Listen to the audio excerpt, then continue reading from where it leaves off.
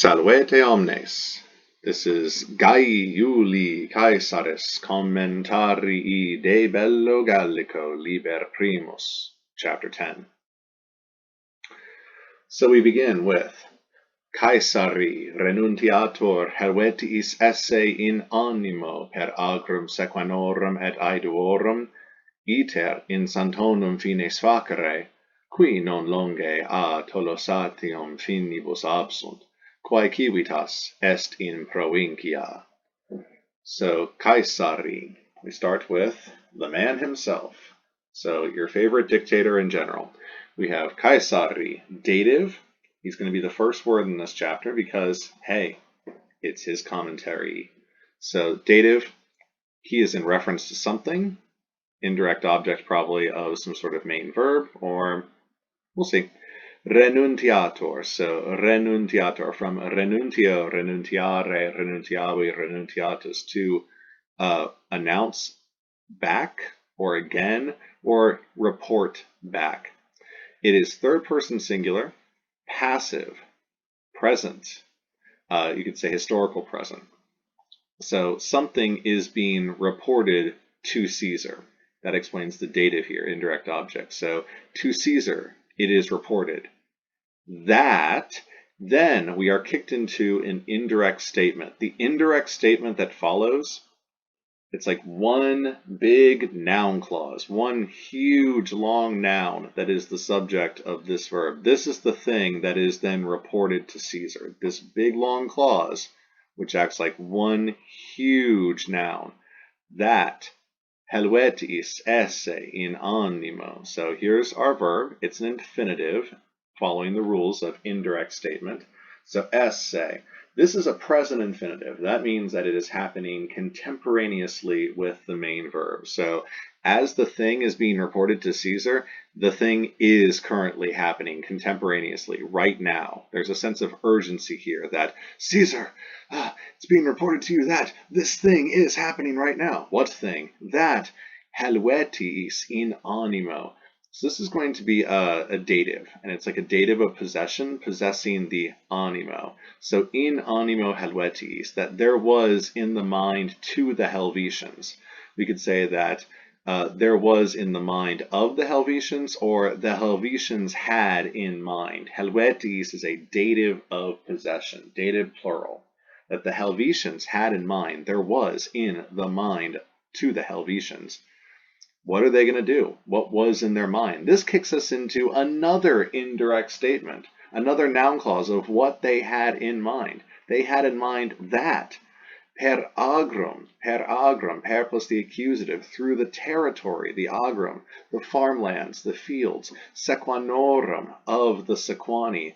Remember, in the previous chapter, we had the Helvetii. They were rejected by Caesar. He would not allow them to pass through the more favorable route that they had leaving their home.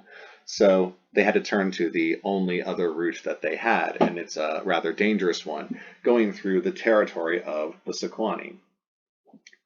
So Helvetii, to the territory of the Sequani, and they had to obtain permission from the Sequani. They could not do so because the Sequani said no, so they asked for help from Dumnorix the Aeduan. Dumnorix the Aeduan, he acted as a mediator, an intercessor. He got permission from the Sequani. The two of them exchanged hostages, and now the Helvetii are moving through the Sequani territory as per the agreement. Well, when this is reported to Caesar, I'm sure Caesar's going to be overjoyed. Oh, I'm so happy they found another way. Wow, great. Well, we'll never hear from them again. So per agrum, through the territory of the Sequani and the Aedui, iter in santonum fines facere, iter, a journey, a route, accusative, singular, neuter. It forms the second half of the idiom iter facere, so to make a journey, to march, to journey, to make a route. In plus the accusative fines, in plus the accusative motion towards, in to, accusative motion to, the territory of, genitive plural, this is a third declension, of the santones, This is the thing that the Helvetians had in mind. They had in mind to facere, to make a journey, to march into the territory of the Santones, through the territory of the Sequani and the Aedui. Now, the Santones, it turns out, is going to be their eventual, that's their termination, that's their destination right there. That's where they're going to end up. Now, Caesar's problem is that he's saying, well, you know, these people, the Santones, they're not too far away from the Roman province here, the Tolosates, Tolosa, modern-day Toulouse. That's part of the Roman province, and look how close they are. Look how close. We can't have this. We just can't have this.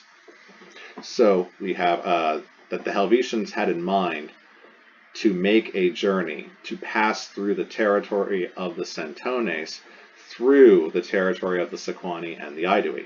That's what they had in mind, and this was reported to Caesar.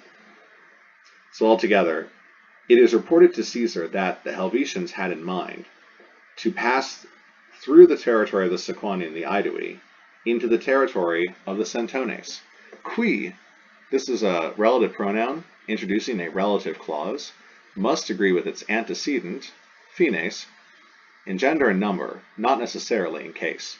Fines is going to be accusative, motion towards with the preposition in. Qui, well, this is going to be nominative, so it's going to be the subject inside this relative clause right here. So inside this clause, the fines, qui, the antecedent of this pronoun, the pronoun taking the place of this, is the subject of this verb. So the territory which, non longe, adverb known with adverb longe, not far, a, plus the ablative of separation, Tolosatium, here we have another third declension, genitive plural, Tolosatium, the Tolosates, the territory which, absunt, is not, remember it's territory in Latin is plural, so that's why this is plural, which is not far, absunt, far off from, there's the ab again, from the territory of the Tolosates. So his complaint here is that this fines, the eventual destination of the Helvetii, which is not far off from the territory of the Tolosates. And a couple Romans may be scratching their heads right now as they're reading this, saying, yeah. So Caesar, he goes ahead and he fills in a few more pieces of the puzzle. He offers a few more hints to help along any Romans who are lagging behind in the geography department. Quae civitas est in provincia? And every Roman reading this in ancient times is going, oh, of course. Well, yeah, duh. Quae. Another relative pronoun. Another relative clause. We're really reaching for, and this thing is bad because of this reason. And that's bad because of this reason. It's bad that they're going to end up, the Helvetii are going to end up among the Santones, because that's not far away from the Tolosates. Because that place, that civitas, that state, the Tolosates, it's in the province. Oh, it's in the Roman province. Why didn't you say so to begin with? So it's rather convoluted. Quae, here we have the quae civitas, which state, civitas, in reference to the Tolosates, est in provincia. Quae agrees with civitas. Est is in plus the ablative, macron over the a, in provincia, in the province. So it is announced to Caesar that the Helvetians had in mind to pass through the territory of It is announced to Caesar that the Helvetians had in mind to pass through the territory of the Sequani and the Aedui, and into the territory of the Santones, which is not far from the territory of the Tolosates, a state which is in the province. You could say in the Roman province, the provincia. Some texts capitalize the P in provincia. It's almost treated like it is a proper noun. Id si fieret intellegebat magno cum periculo provinciae futurum ut homines bellicosos populi Romani inimicos, locis patentibus, maximeque frumentariis finitimos haberet. So id si fieret, id. It's like the English word it, D for T. So id, this accusative or nominative, singular neuter thing, in reference to this whole thing back here. So if this thing, what? That the Helvetians would end up among the Centones, and it's not far off from the Telesates, which is in the province. Fieret, fieret. So we have si, conditional if, fieret. Third person singular, imperfect subjunctive of fio, fieri, factus sum, which is a semi-deponent that acts as the passive of facio. So if this were, if this thing, this stuff, if this event were to happen, if it should happen, we have the imperfect subjunctive here. If it were to happen, because we're talking about an event in the past, and contemporaneously, if it were to happen, and the subjunctive is used because the thing is up in the air. If it were to happen, because it hasn't happened yet, if this thing were to occur, intellegebat, he was understanding. Caesar is the subject here. Third person singular imperfect active of intellego, intellegere, intellegi, intellectus. Or, I'm sorry, intellexi, intellectus. So he was understanding. He was given to understand. It was his understanding. And then that's going to kick us into an indirect statement, a noun clause of what he was understanding, what he was given to understand. That he was understanding. It was his understanding that. Magno cum periculo.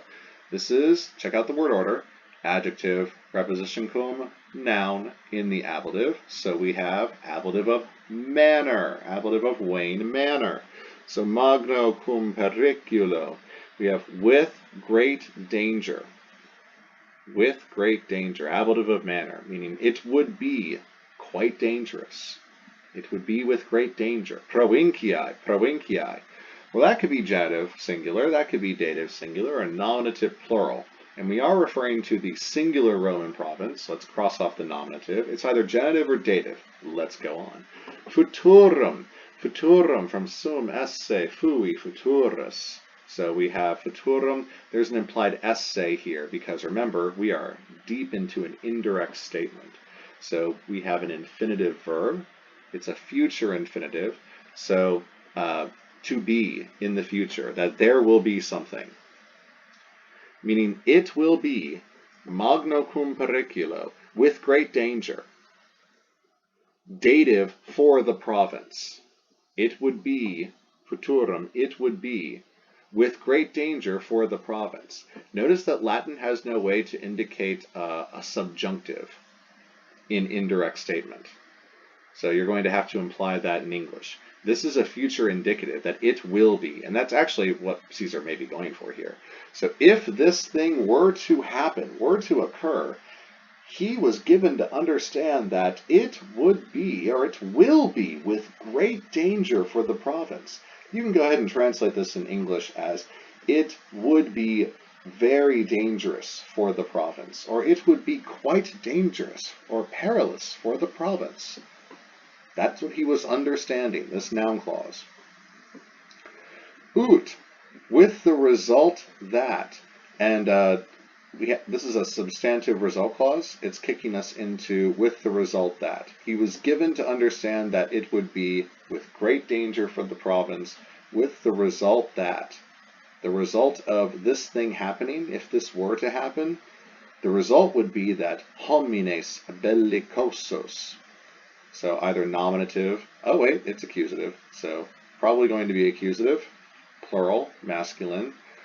Men, people, mankind, persons who are bellicosos, warlike. You can see bello mean neuter there. They're bellicose, warlike people, with the result that a warlike people, accusative, probably the direct object, that something's going to happen to some warlike people. populi Romani inimicos. So we have populi Romani in the genitive singular, possessing the inimicos, inimicos in a positive, agreeing with the homines bellicosos. As this is accusative plural and masculine, homines bellicosos, so is inimicos. That a warlike people, enemies, hostiles, rivals, they are not in our amigos. They are not our friends. They are the other. They are enemies. Enemies. Personal enemies of the Roman people. Locis patentibus. So here we have an ablative absolute, the ablative of locus I, masculine. It could also be loca orem neuter plural. Loca orem neuter plural tends to mean places, environs, neighborhoods, whereas locus I masculine just tends to simply mean place. So it could be either one. With their places, with these places, patentibus. Pateo, patere, patui, it means to be wide open. Cicero famously tells Catiline that patent portae, the gates are open, wide open lie the gates. Don't just walk right out. Leave, dude, come on.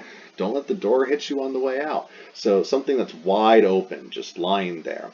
With these places, these environs, these locales, think of all these pretty little places in the Provincia that are just pateo, lying wide open, so that with these places lying wide open, and they are maxime frumentaris, they are very much grain-bearing, so that they are very fertile, so that with these very fertile places, locales, locations, environs, lying wide open, it would finitimos haberet. So finitimos, we have another appositive agreeing with the bellicosos. So we have bellicosos, warlike, a warlike people. They are inimicos, enemies of the Roman people.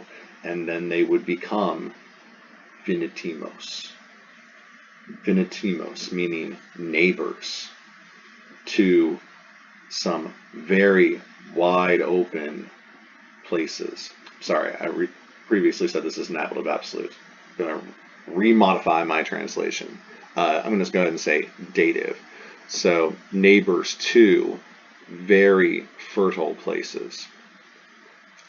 So if this were to happen, if the Helvetii are to make it to the Santones, if they do, if this were to happen, Caesar was given to understand that it would be quite dangerous for the province, with the result that the province, Haberet, would have homines bellicosos, warlike people, enemies of the Roman people, as neighbors to their wide open and very fertile places. Wide open and very fertile locales. The peaceful countryside. Here come the barbarian hordes, homines bellicosos, inimicos, enemies of the Roman people. So you can hear the fear in there, the fear of the other. So if this were to happen, let it not be so. Then Caesar he was given to understand, he was advised, he was told this, that it would be very dangerous for the province, that a warlike people, that the province would have a warlike people, enemies of the Roman people, as neighbors to their wide open and very fertile locales, environs. Oh no, what are we going to do?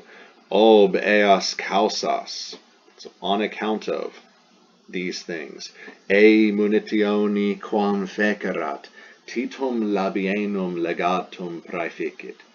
Ipse in Italiam magnis itineribus contendit, duasque ibi legiones conscribit, et tres, quae circum aquileam hiemabant, ex hibernis educit, et qua proximum iter in ulteriorem Galliam per Alpes erat, cum his quinque legionibus ire contendit. Great sentence. On account of these reasons, on account of these causes. So, on account of these reasons, for these reasons. So, these are the reasons why. This is the casus belli. This is the cause of war. The reason why Caesar's going to war. Because even though they're using that other route, which does not really go through the province, that was the problem to begin with. Even though that's no longer the problem, their eventual destination is going to be right next door. And we just can't have that. They can't move, period, at all. It's a shame they burnt everything. So on account of these reasons, ei munitioni, so we have dative and dative. It could be nominative, some form of nominative, but Caesar prefers e, double I, instead of ae. So dative, singular, it's going to be feminine to agree with the munitioni. So 2 or 4, this fortification. There could be another reason for the dative.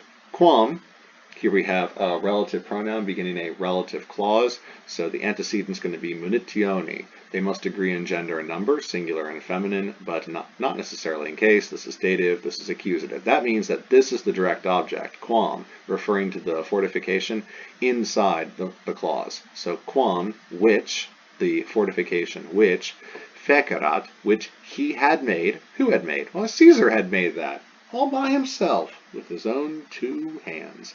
So fecerat, he had made, third person singular, pluperfect, active, indicative.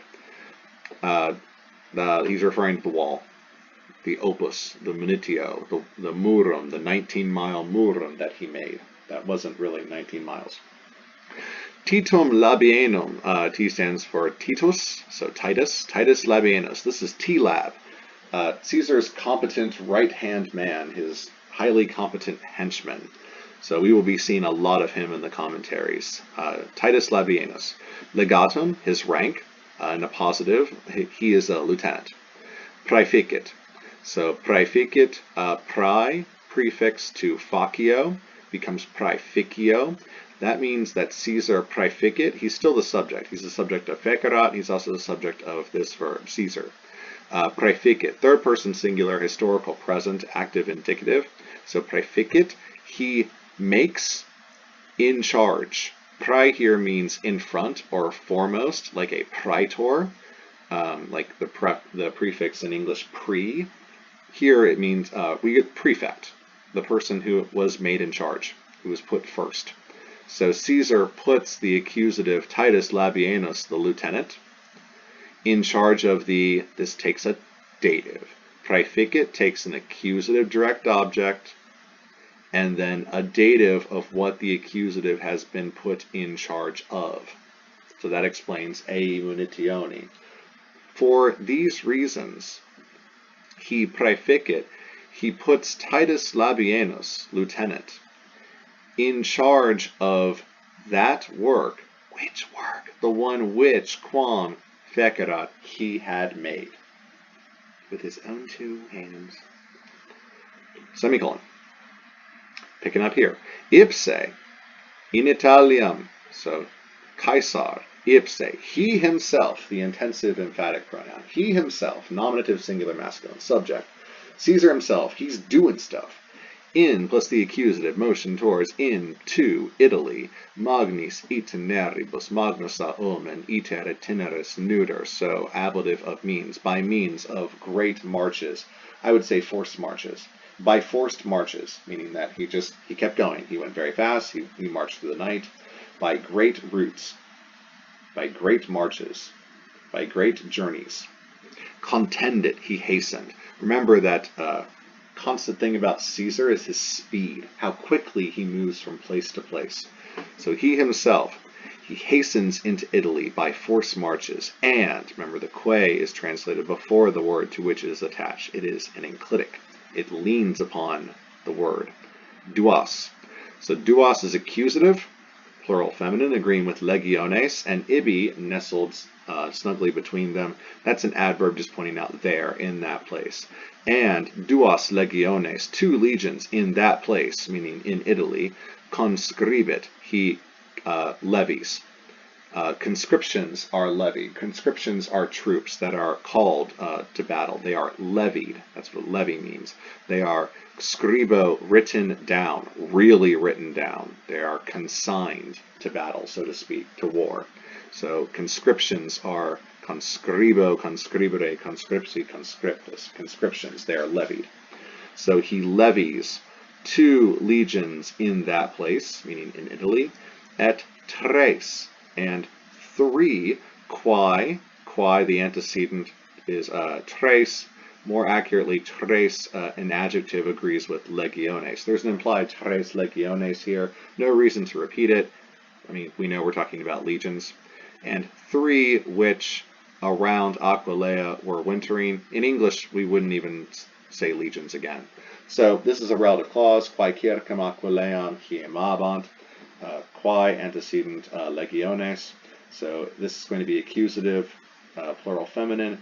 Quae, this is going to be actually nominative, plural and feminine. Must be plural and feminine to agree with legiones. It's nominative, the subject of hiemabant, because those 3 legions, which were wintering, third person plural imperfect, they were spending the hiemis, feminine winter. They were wintering, you can say that, it's a verb, to winter, that means to spend the winter, to hibernate in a hiberna, orum, neuter plural, winter camps. That's where you hibernate for the hiems, to the winter. And 3 legions, which were wintering around, in the neighborhood, nearby Aquileia. Aquileia is in Italia. Ex hibernis, remember hiberna is always plural, so out of the winter camps. He puts the x, x here, because remember h is nearly silent, even classical Latin. It disappears from pronunciation entirely in the Romance languages. Ex hibernis educet, and he ex, there it is again, the preposition, the prefix on the verb, how nice. Educet, duco, ducere, duxi, ductus, with he leads out. And he leads 3 legions, which were wintering around Aquileia, out of their winter camps. And he's not done. The man is insane. He keeps going. Qua proximum iter. Qua, it's an adverb here. It means, we've seen this a couple times before. It means where. Where proximum iter, keep in mind, iter is neuter. So if an adjective modifies iter, it must also be neuter, like proximum does here. Where the nearest route, the nearest pass or march, in plus the accusative motion towards, in to further Gaul. He means Gaul across the Alps. Because remember, to go into Italy, he had to go through the Alps. Now he's got to go back through the Alps to get to further Gaul. Where the nearest route into further Gaul, per Alpes erat. Hey, look at that. Was through the Alps. Cum his quinque legionibus ire contendit. And he hastened to go with these 5 legions. Cum plus the ablative accompaniment. His, remember, quinque is indeclinable, agrees with legionibus.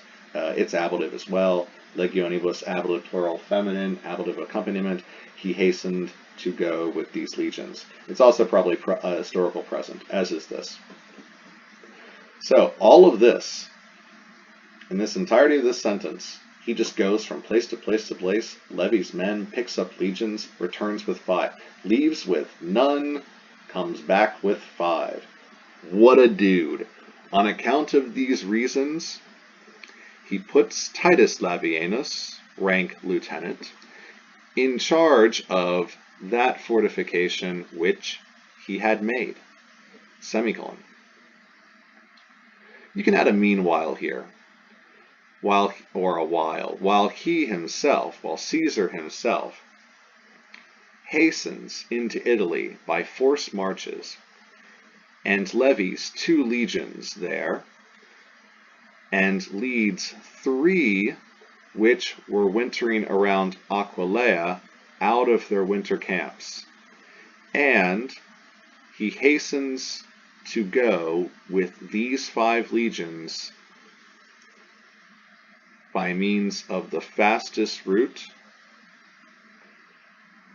which was the fastest route into further Gaul, which was through the Alps.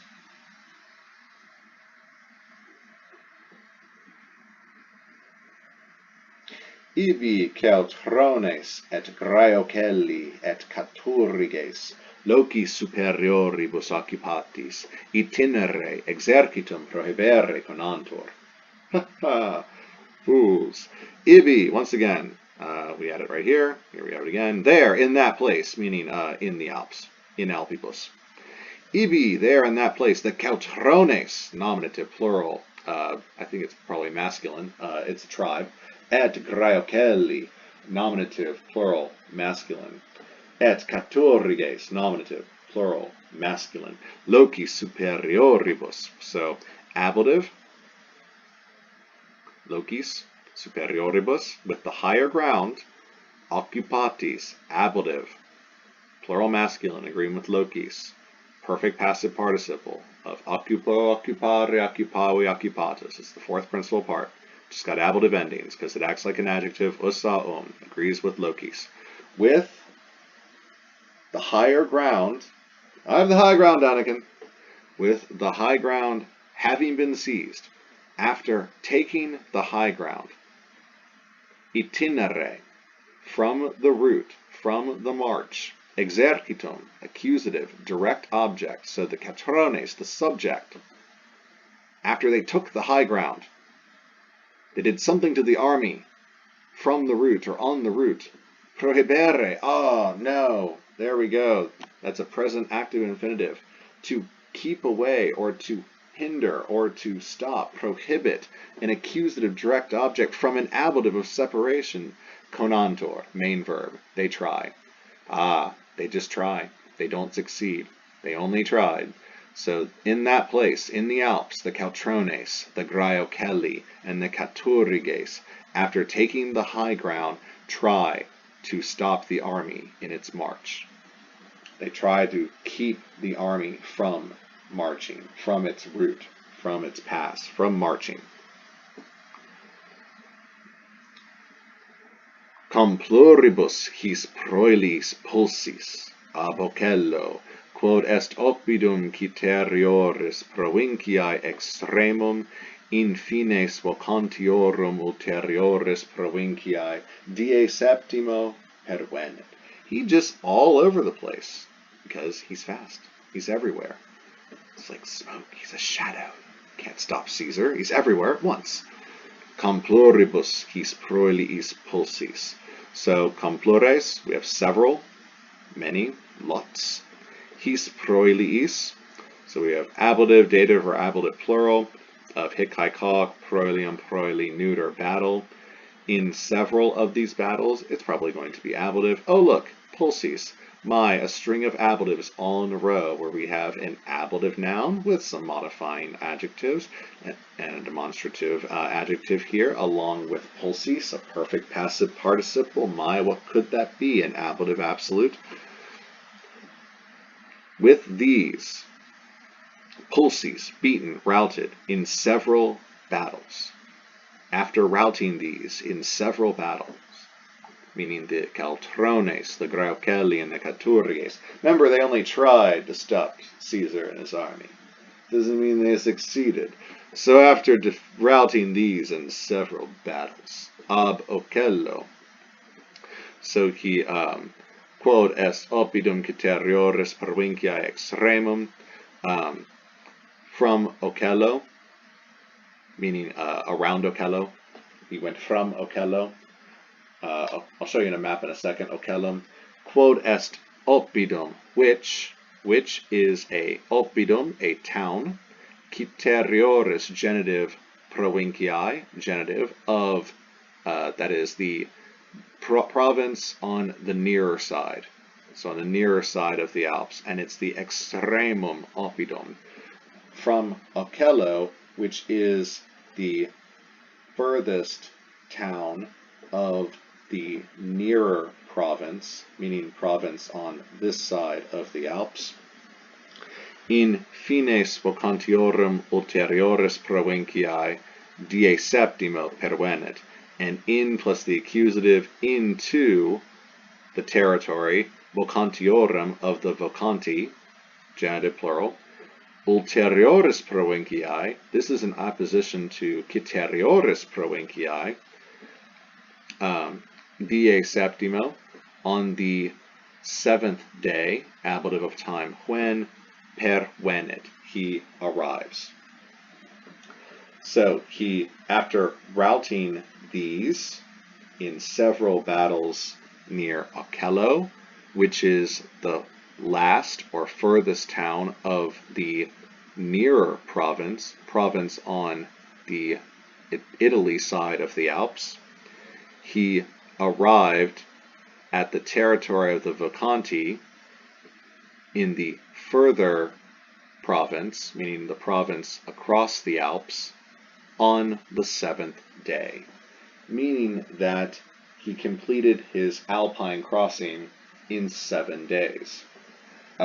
This was during April, so I would imagine that the Alpine crossing would be somewhat easier. It took Hannibal about twice that long when he did his, let's see, that was about under 200 years previous. So also Hannibal did clear a route through the Alps, so it was easier for his brother Hasdrubal to follow him later. So anyway, let's look at a map. So Caesar, what does he do? Well, here's Ocellum, and the Gra Ocelli, the Cautrones, so Caesar's and the Caturiges, so Caesar was passing through this way, because he's trying to catch up with the Helvetians, who are up here. Let's see. So he went down into Italy.